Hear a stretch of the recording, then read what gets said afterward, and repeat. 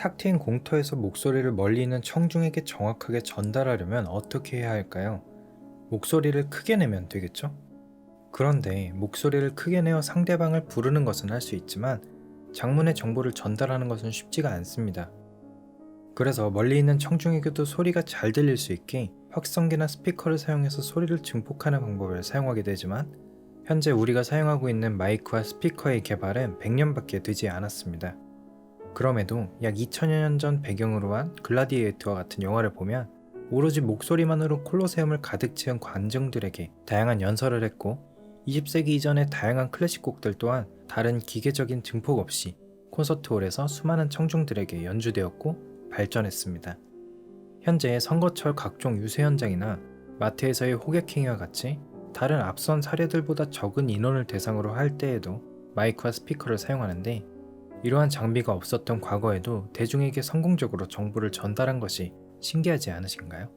오늘 시간에는 마이크가 없던 시기, 수많은 청중과 관중들에게 소리를 잘 전달할 수 있게 해준 실내 음향학의 발전, 콘서트홀의 역사에 대해 한번 알아보겠습니다.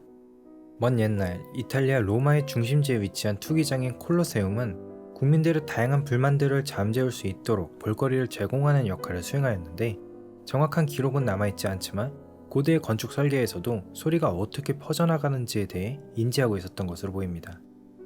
많은 세월을 거쳐 현대적 의미의 콘서트홀은 근대 시민문화와 함께 등장하기 시작했습니다.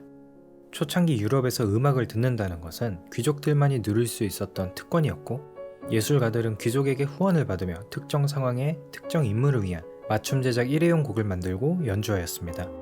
하지만 자본주의의 발달과 함께 높아진 시민문화는 귀족이 아니더라도 문화생활을 누리고 싶은 욕구를 생기게 만들었고 소규모 집단이 형성되며 기존 작곡가나 연주자들에게 새로운 수입원이 창출되며 다양한 음악들이 만들어지게 되었죠.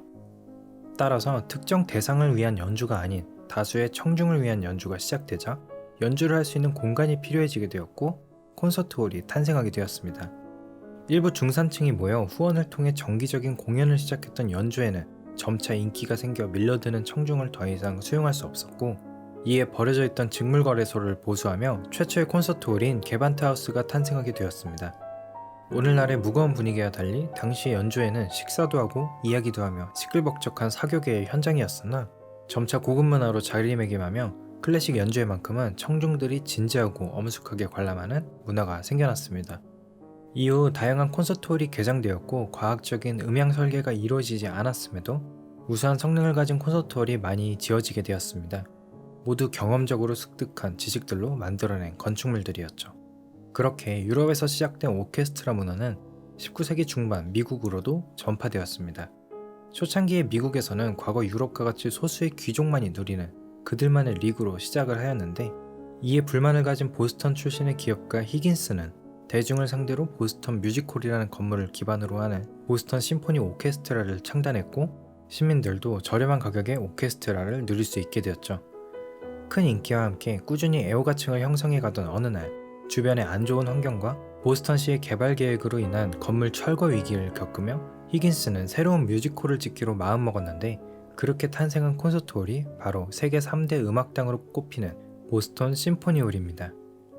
세계 3대 음악당 중 나머지 2개는 오스트리아의 빈과 네덜란드 암스테르담에 위치해 있는데 클래식의 불모지와 다름이 없던 미국에 이렇게 우수한 콘서트홀이 생기게 된 이유는 무엇일까요? 바로 이전까지는 경험적으로 습득했던 음향 특성을 과학적으로 분석하고 만들었기 때문입니다. 히긴스는 부족한 예산의 기존 콘서트홀의 필수 요건이었던 화려한 장식과 조각상으로 치장한 내외관은 포기했지만 단 하나 음향은 포기하지 않았고 1895년 하버드 대학교의 포그미술관 개관 때 소리가 너무 울리는 문제를 잡으며 일약 현대 건축음향학의 아버지로 등극된 젊은 물리학과 교수 세빈을 초청하여 설계를 진행하였습니다. 당시 세빈은 휴대용 파이프 오르간과 스톱워치만 들고 학생들이 없는 밤에 교내의 여러 강당을 돌며 실험을 거듭하였는데 이 실험을 바탕으로 실내 음향학의 기초를 세우게 됩니다. 어느 한 음원에서 소리가 발생하게 되면 듣는 사람의 귀까지 바로 전달되는 직접음, 옆 벽이나 천장 혹은 바닥을 통해 한번 반사가 된 소리를 초기 반사음, 그리고 초기 반사음 이후 공간의 수많은 소리들이 서로 반사를 하며 차츰 사라지는 소리를 잔향이라고 하며 우리의 귀는 이런 다양한 소리를 순차적으로 들으며 풍부한 느낌을 받게 됩니다. 콘서트홀을 비롯한 공연장의 음향에서 가장 중요한 것은 바로 잔향인데, 잔향이란 실내 음원이 정지한 후 60dB, 즉 소리의 세기가 100만 분의 1로 줄어드는 데 걸리는 시간으로 정해야 합니다. 만약 잔향 시간이 길다면 앞선 소리와 뒤의 소리가 구분이 되지 않아 제대로 들을 수 없지만, 잔향 시간이 짧다고 무조건 좋은 것은 아닙니다. 강당의 사용 목적이 강연을 위한 것이라면 잔향 시간이 짧아 명료하게 들리도록 하고, 클래식 연주와 같은 음악회에서는 잔향 시간을 길게 해 풍부한 음악이 만들어지도록 합니다.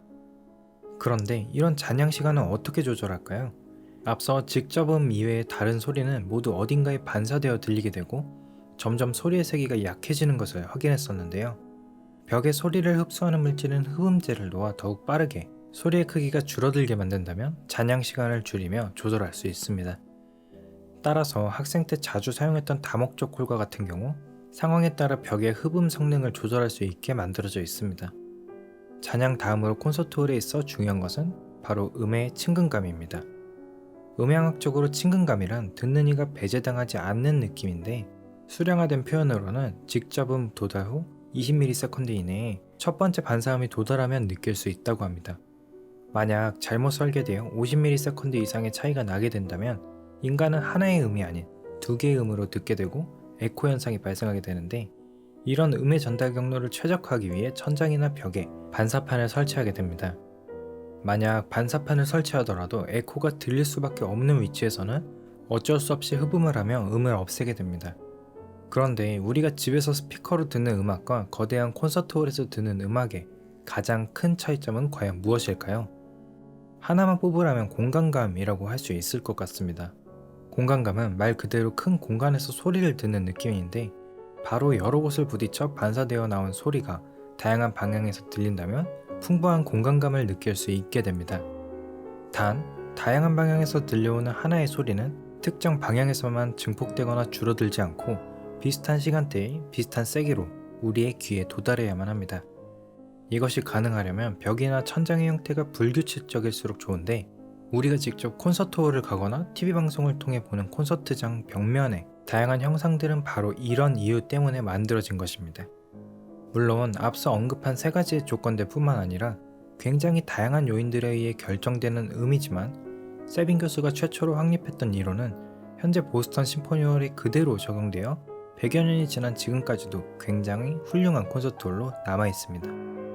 현대에 지어지는 다양한 콘서트홀들은 기술의 발달과 함께 마이크나 스피커와 같은 보조 수단들을 통해 부족한 부분을 채워주고 있어 과거와 같이 음향학적인 설계에 올인을 하지는 않지만 음의 이동에 관한 기본 설계는 크게 달라지지 않았습니다.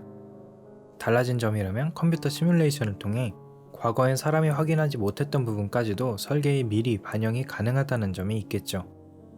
이제 코로나도 종식을 향해 나아가고 있는데, 시간이 될 때 한번 큰 콘서트홀에서 연주를 들어보시는 것은 어떨까요? 저도 극한의 효율충으로서 가서 듣나 집에서 스피커로 듣나 똑같다고 생각하며 살았었는데, 직접 가서 들어보면 집에서 느낄 수 없던 새로운 경험을 할 수 있었던 것 같습니다. 그럼 오늘 영상은 여기까지입니다. 다음번엔 더욱 흥미로운 영상으로 다시 찾아뵙겠습니다. 감사합니다.